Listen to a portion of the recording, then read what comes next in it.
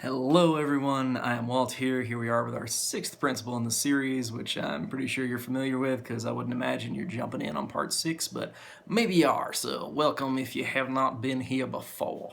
Anyway, diving into our sixth principle, what is this one all about?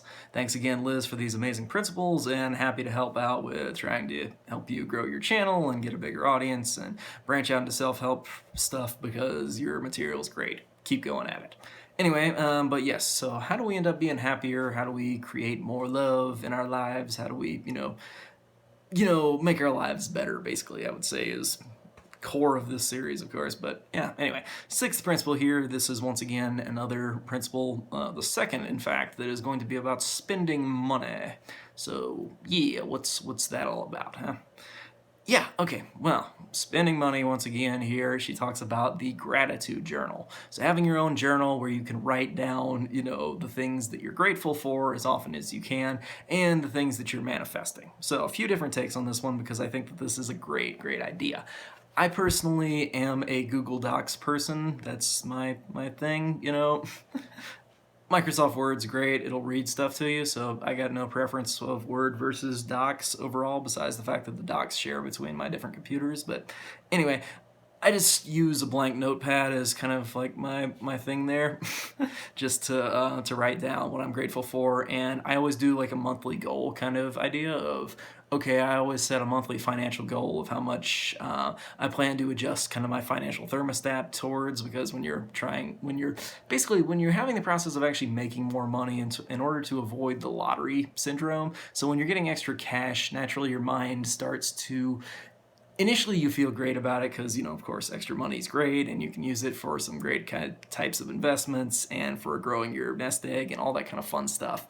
But a lot of people have issues with this because there's this lottery syndrome where you end up kind of having issues with kind of where your financial thermostat is set, basically, is the way I'd put it from the millionaire mind. Anyway, but I can get into some of that for another time, but I always put down my financial goals every month. I put down kind of my athletic goals, something I plan to, do is like a new exercise. I'll tend to pick up a new like ab exercise every month or so, or a new arm exercise or something like that is something I've started doing more so, at least this year than prior, but it's something where you can do it every once in a while and it can be pretty great.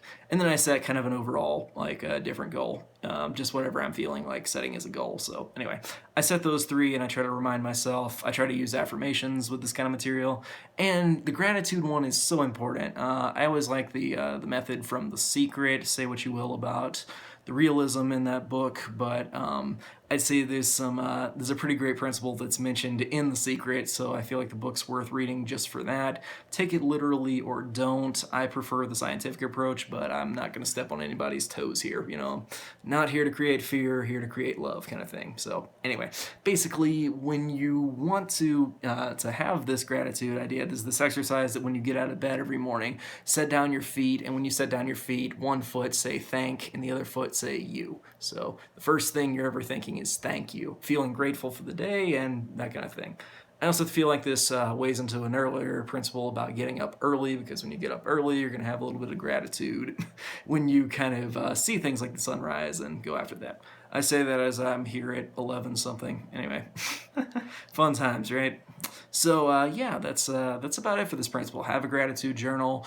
I don't feel like you actually have to spend money on this one if you are more comfortable with writing with a computer, but you can easily buy a notebook or go the extra mile for the gratitude journal, the actual kind of journal that's all fancy and special, and some of them can even be custom journals. So yeah, go for it if that's what you really want to do. Personally, I like stuff for free as much as I can do it.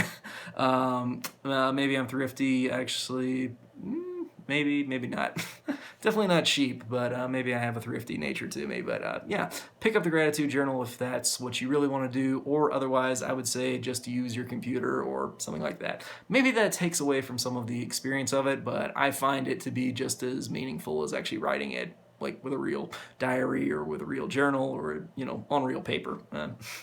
But maybe that's just me. So anyway, check out the gratitude journal kind of idea if you want to go after that. Definitely check out Liz's video. I'm sure she can advise you on that one. And of course, her gratitude for tea and my gratitude for crispy duck and for pizza, because, That's who I am, right? So anyway, I'll see you guys next time with our final principle in this series, and I look forward to more kind of series definitely that gonna be based on her material because it's some great stuff. So anyway, thanks for watching. I'm Walt. I'll see you guys next time in the next video. So stay tuned. I'll see you then.